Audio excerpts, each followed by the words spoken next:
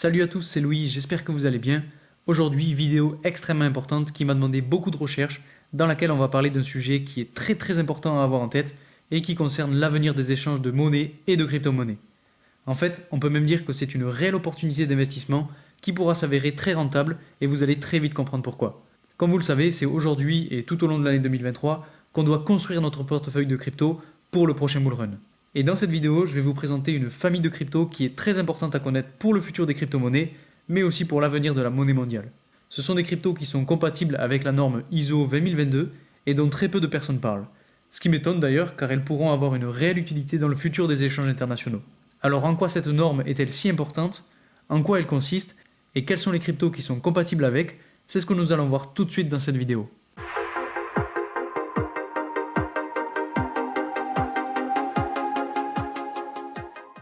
Avant de commencer cette vidéo, et comme d'habitude pour ceux qui sont nouveaux sur cette chaîne, tout d'abord bienvenue à vous, je m'appelle Louis, je fais des vidéos sur toutes les thématiques qui tournent autour de la crypto-monnaie. Sur cette chaîne on parle aussi finance et investissement, donc si ces thématiques vous plaisent, n'hésitez pas à vous abonner et surtout à activer la petite cloche des notifications pour ne rater aucune de mes vidéos. Au passage, je vois encore beaucoup de personnes qui regardent mes vidéos mais qui ne sont pas abonnées, alors si vous aimez mon contenu, n'hésitez pas à le faire. Et bien évidemment, petit disclaimer, je ne suis pas un conseiller en investissement, toutes les infos que je vous donne sont simplement à but de divertissement. Je ne suis pas là pour vous donner de conseils financiers, donc diversifiez toujours bien vos recherches et vos sources avant d'investir dans quoi que ce soit. En fait, ce dont on va parler aujourd'hui, c'est un petit peu une thématique cachée ou plutôt camouflée en ce moment. Et je dis ça parce que finalement, de plus gros problèmes sont en train d'émerger au niveau des finances mondiales, avec justement tout ce qui se passe à l'échelle internationale concernant notamment la chute de l'intérêt du dollar par exemple. Je ne sais pas si vous en avez entendu parler, mais les BRICS, donc le Brésil, la Russie, l'Inde, la Chine et l'Afrique du Sud, veulent se libérer du dollar fiduciaire et pour ça, ils sont en train de créer leur propre monnaie adossée à l'or. Et en fait, ça se comprend parce que ce sont des pays émergents et avec l'inflation qu'on est en train de connaître sur le dollar et tout ce qui s'ensuit, ces pays-là ne peuvent plus vraiment suivre et se retrouvent un petit peu bloqués dans leur développement. Donc pour éviter de couler avec le dollar qui ne cesse de perdre de la valeur, la solution qu'ils ont trouvée, c'est de créer une nouvelle monnaie. Et alors attention parce que si ça prend bien, alors ça peut faire d'énormes dégâts. Quoi qu'il en soit, ce n'est pas vraiment le cœur du sujet de cette vidéo, mais je voulais juste vous le rappeler pour mettre un petit peu de contexte, car c'est tout de même en lien avec ce qu'on va voir aujourd'hui. Alors je vais essayer de passer assez rapidement sur la présentation de la norme, mais il y a pas mal de choses importantes à voir, donc ne m'en voulez pas si c'est un peu long. Alors en quoi consiste cette norme? Eh bien dans un premier temps, ce qu'il faut savoir, et c'est selon moi le plus important, c'est que cette norme vient résoudre un problème actuel majeur. Et finalement, les cryptos compatibles avec cette norme seront donc utiles à la société, et on sait très bien que plus quelque chose est utile, plus il gagne de la valeur. Aujourd'hui, on ne va pas parler de shitcoin ou de memecoin qui fluctuent abondamment selon le bon vouloir de certains et qui ne sont basés que sur du vent. On va parler de crypto-monnaies qui rendent des services et qui sont utiles à la société.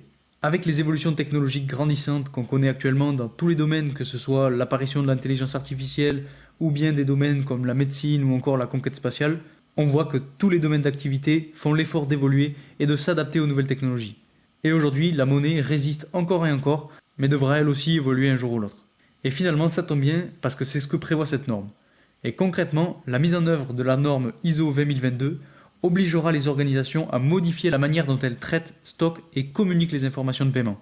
Et d'ailleurs, ça m'intéresserait beaucoup d'avoir votre avis sur le sujet, donc n'hésitez pas à me le donner en commentaire. Et puis si vous êtes curieux de connaître d'autres types de normes ou de technologies comme celle-ci qui intègrent les cryptos, mettez un maximum de likes sur cette vidéo, comme ça je pourrai me rendre compte si ce type de vidéo vous plaît ou non, et si je continue à fouiller ce type de sujet. Alors avant de vous présenter les différentes cryptos, on va quand même aller voir en quoi consiste cette norme. Et déjà, pour ceux qui ne le savent pas, les normes ISO correspondent à des normes internationales qui définissent les exigences relatives aux produits, services et systèmes. Donc en quoi cette norme est-elle si importante? Eh bien ce qu'il faut savoir, c'est qu'actuellement, il existe différentes méthodes et différents formats de messages dans le monde financier, qui fluctuent donc en fonction des zones géographiques ou des secteurs d'activité. Et donc le problème, vous l'aurez compris, c'est qu'il existe plusieurs normes et plusieurs façons de faire. Et le fait d'avoir plusieurs normes complexifie les échanges. Par exemple, lorsque deux banques avec deux langages différents tentent de communiquer entre elles, cela implique des temps de traitement plus longs et évidemment des frais plus importants. Aujourd'hui, il existe environ 200 types de paiements différents et donc les langages ne sont pas uniformes pour l'ensemble des échanges monétaires dans le monde.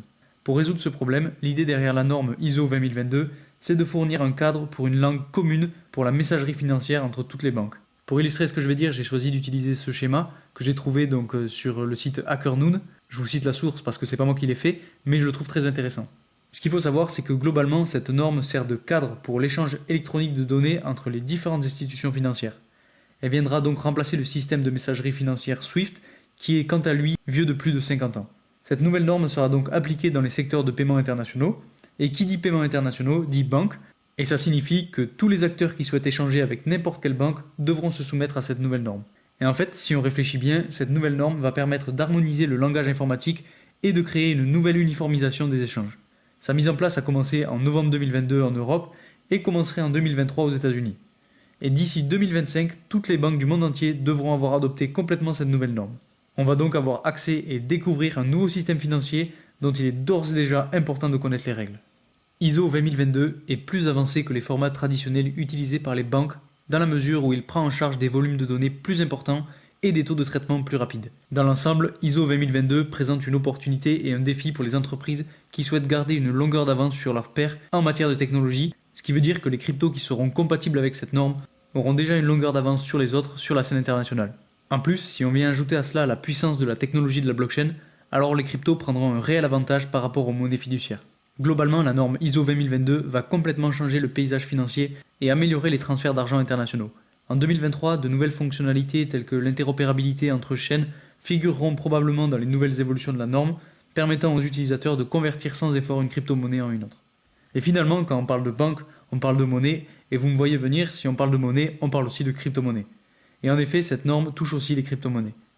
Les cryptos qui mettent à jour leur blockchain pour se conformer à cette nouvelle norme ISO augmenteront probablement leur popularité et donc leur prix si elles sont choisies pour les paiements par les banques. Aujourd'hui, c'est plus de 70 pays qui ont adopté ISO 20022 dans leur système de paiement, dont la Suisse, la Chine, l'Inde et le Japon, et ainsi cette interopérabilité sera un réel atout et une avancée technologique non négligeable qui, si on y réfléchit bien, tend à mener vers l'utilisation généralisée des crypto-monnaies. Maintenant qu'on sait à quoi sert cette norme et quels avantages ont les cryptos de s'y conformer, allons voir le plus intéressant, c'est-à-dire quels sont actuellement les cryptos qui sont compatibles. Alors attention, je ne dis pas que toutes les cryptos sont de bonnes cryptos, je dis simplement qu'elles appartiennent à une très restreinte catégorie de cryptos qui pourront être utilisées dans les échanges financiers mondiaux très prochainement. Mais ça ne veut pas dire pour autant qu'elles sont toutes bonnes à prendre. Bien évidemment, cela va leur donner un avantage considérable et une crédibilité au niveau international, ce qui fera très certainement gonfler leur prix, mais il faudra tout de même rester prudent. Vous savez tout aussi bien que moi qu'on n'est pas à l'abri de voir des surprises. Étant donné l'adoption des crypto-monnaies qui ne cesse de croître, elles ne peuvent pas être exclues du système mondial de paiement. Certaines crypto-monnaies ont déjà été conçues quasiment dès le départ avec la connaissance de la mise en place de la norme ISO 20022. C'est par exemple le cas de Stellar Lumens ou de Ripple, qui ont dès leur développement cherché à collaborer avec le système bancaire actuel. Même si certaines ne sont pas complètement adaptées à la norme ISO 20022, la mise en place sera simplifiée. Donc maintenant, on va aller voir ces différentes cryptos, et dans un premier temps, on va s'intéresser au projet et à ses caractéristiques générales, puis on ira voir pour chaque crypto où elles en sont au niveau de leur courbe d'évolution. Et surtout, n'hésitez pas à me dire en commentaire ce que vous pensez de ces cryptos et si vous voulez que j'entre plus dans le détail. Le premier projet, c'est la crypto-monnaie Kant. C'est une crypto qui a été lancée en juin 2018 et sa mission principale est de relier, communiquer et interagir avec les différentes blockchains et autres réseaux ISO 20022. Et tout ça en conservant l'efficacité et le niveau d'interopérabilité des opérations. C'est une crypto dont j'ai déjà parlé sur cette chaîne et que je détiens dans mon portefeuille de crypto. Si vous suivez mes vidéos, vous aurez remarqué qu'elle est positionnée dans la partie 4 de mon portefeuille. Et si on regarde rapidement ses caractéristiques générales, elle a un prix de 118,14 $ et une capitalisation boursière de 1,4 milliard de dollars. Si on va voir rapidement maintenant sa courbe d'évolution, on remarque qu'on a quelque chose de très intéressant qui s'est passé ces derniers jours. Donc là, j'ai pas précisé, mais on est sur un intervalle journalier. Je vous avais dit en vidéo qu'on était en train de former une espèce de triangle avec la ligne de support qu'on a juste ici et la ligne de tendance baissière qu'on a ici.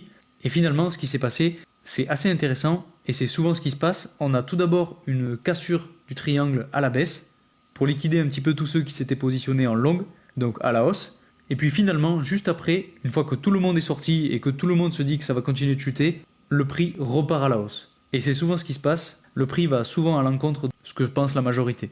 C'est pour ça qu'il faut savoir être malin et se positionner au bon moment. Alors je sais que c'est facile à dire une fois que c'est fait, mais si vous voulez mon avis, l'indicateur à surveiller dans ce cas-là, c'est le RSI. Car finalement, il se trompe rarement. Et vous pouvez être sûr que quand on est dans des zones de survente comme on l'a vu ici, le prix va rebondir un jour ou l'autre. Et donc si vous gardez vos positions sur du moyen terme, vous n'aurez qu'à retirer quand le RSI sera vers les zones de surachat, comme on le voit ici.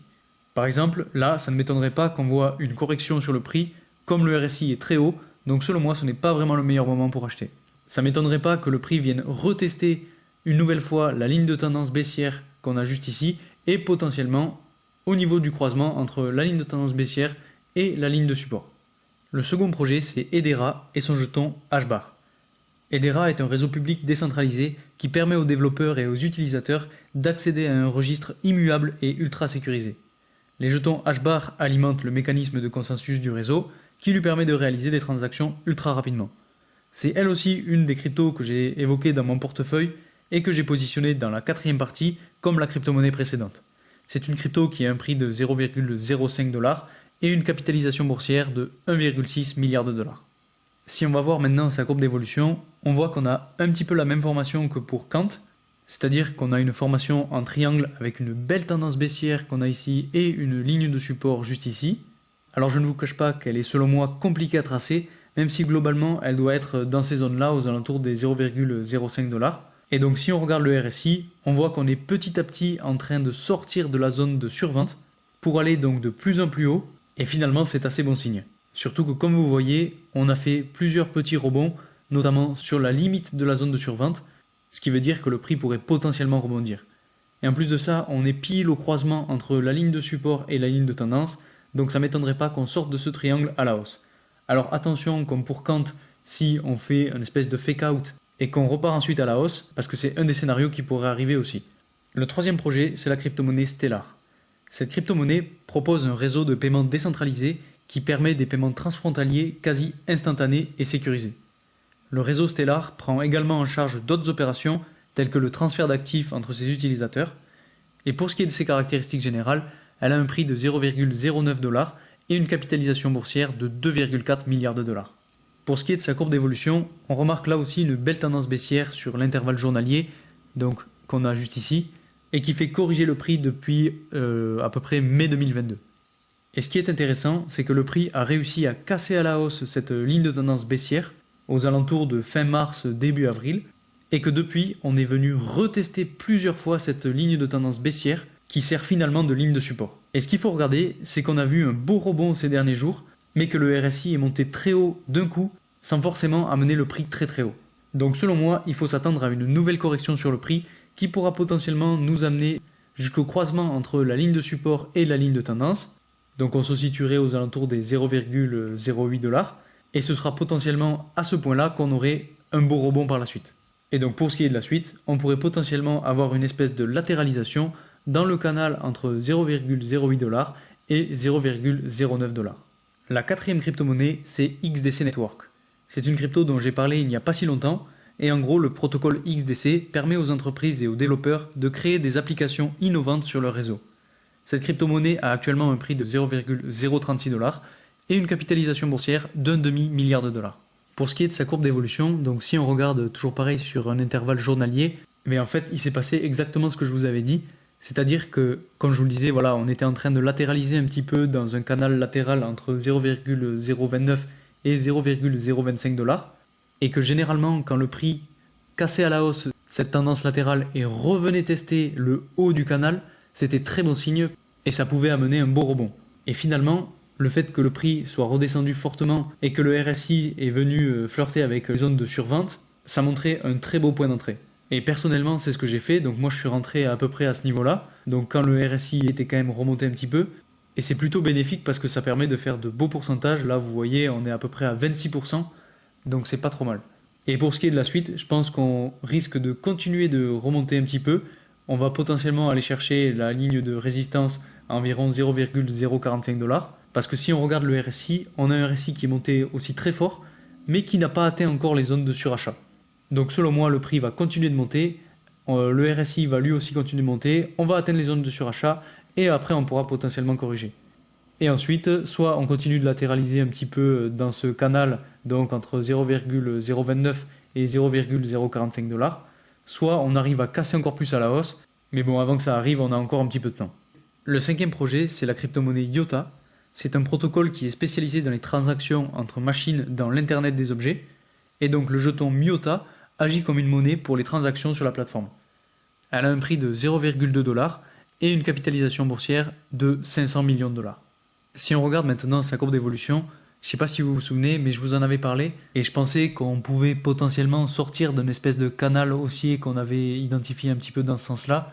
Et donc on pouvait arriver à avoir un prix qui aille chercher des limites comme les 0,25 $ ou 0,26 $.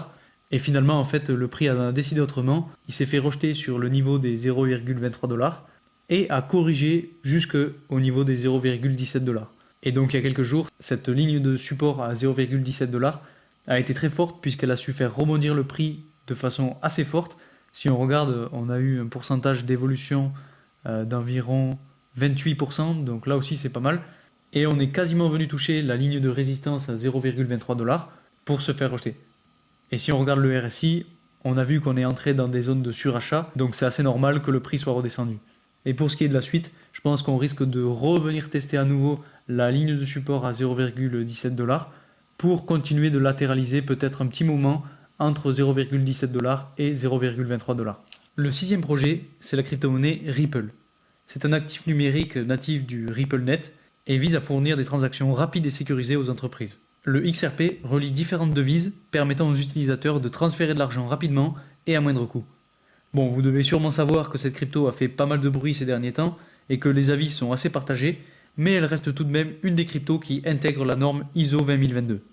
Donc si on regarde ses caractéristiques générales, elle a un prix de 0,51 $ et une capitalisation boursière de 26 milliards de dollars. Si on regarde maintenant sa courbe d'évolution, il y a selon moi 3 lignes à connaître. Les deux premières sont donc celle-ci et celle-ci, situées à environ 0,3 et 0,4 $, puisqu'en fait, elles ont maintenu le prix dans une espèce de range latéral depuis, on va dire, mai 2022 jusqu'à environ mars 2023.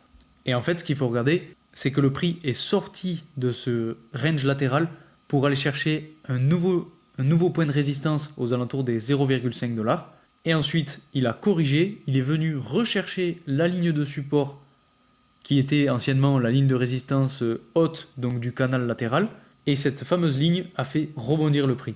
Comme je vous le disais, quand on sort d'une espèce de canal latéral comme celui-là et qu'on vient retester la ligne haute, généralement, ça amène de la hausse. Et pour ce qui est de la suite, là vous voyez qu'on est vraiment pas loin de la ligne de résistance à 0,53 $ et que en plus de ça, le RSI est dans les zones de surachat.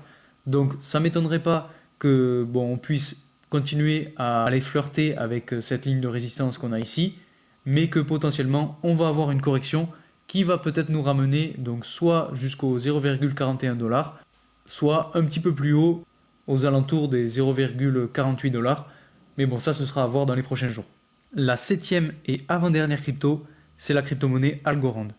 Elle possède une technologie qui permet aux utilisateurs de transférer de la valeur rapidement et en toute sécurité. Les jetons Algo alimentent le mécanisme de consensus du réseau, lui permettant d'atteindre elle aussi des transactions ultra rapidement. Elle a un prix actuel de 0,15 $ et une capitalisation boursière d'environ 1 milliard de dollars. Si on regarde maintenant l'intervalle journalier sur sa courbe d'évolution, on voit que c'est pas vraiment très encourageant. On a notamment notre belle ligne de tendance baissière qui est juste ici et qui fait corriger le prix depuis pas mal de temps. Et en plus de ça, la chose la plus importante à regarder, c'est que le prix est passé en dessous de sa ligne de support à environ 0,16 $. Donc selon moi, ce qu'il va falloir surveiller dans les prochains jours, c'est de savoir si le prix arrive à passer au-dessus de sa ligne de tendance baissière et donc potentiellement revenir tester l'ancienne ligne de support à 0,16 $ pour essayer un minimum de rebondir. Et potentiellement ça peut arriver puisque si on regarde le RSI, on est encore dans des zones de survente. Donc potentiellement que si on arrive à avoir un petit peu de volume et des bonnes nouvelles sur la crypto-monnaie, alors on pourra avoir un prix qui reparte à la hausse et donc un RSI qui pourra lui aussi repartir à la hausse.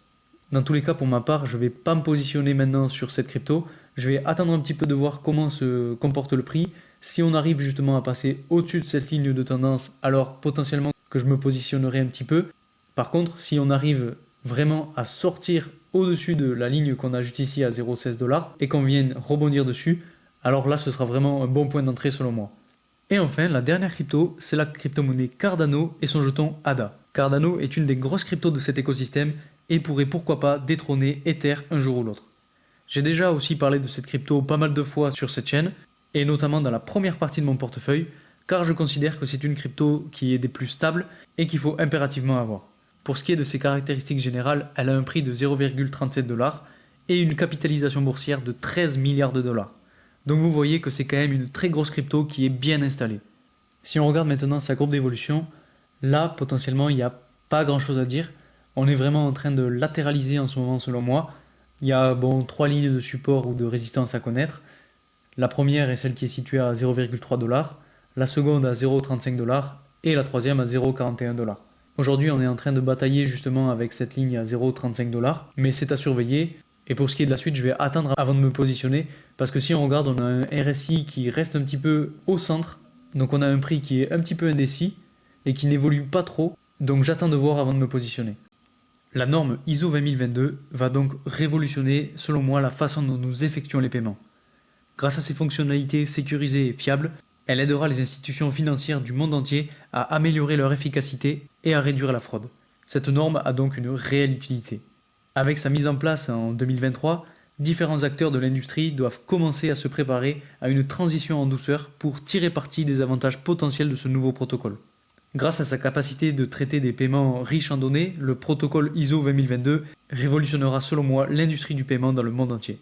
Et comme aujourd'hui on connaît des cryptos qui sont conformes à ces normes, ça nous laisse une longueur d'avance sur les autres et ça permet d'investir à coût quasiment sûr dans des cryptos qui vont avoir une utilité dans le futur. En plus de ça, peut-être que vous me voyez venir, mais notre prochain halving étant prévu en avril 2024, je vous laisse imaginer l'impact que ces deux événements pourraient avoir sur les cryptos concernés. Donc voilà, c'est tout pour aujourd'hui. J'espère vraiment que cette vidéo vous aura plu, car elle m'a demandé pas mal de travail et surtout pas mal de temps. Donc si vous êtes resté jusqu'à la fin, merci à vous. Comme je vous le disais, si vous voulez que je fasse d'autres vidéos sur ce type d'évolution réglementaire ou technologique, faites-le moi savoir en likant la vidéo et en vous abonnant. Merci encore pour votre soutien, faites attention à vous, et moi je vous dis à très vite pour une nouvelle vidéo. Salut!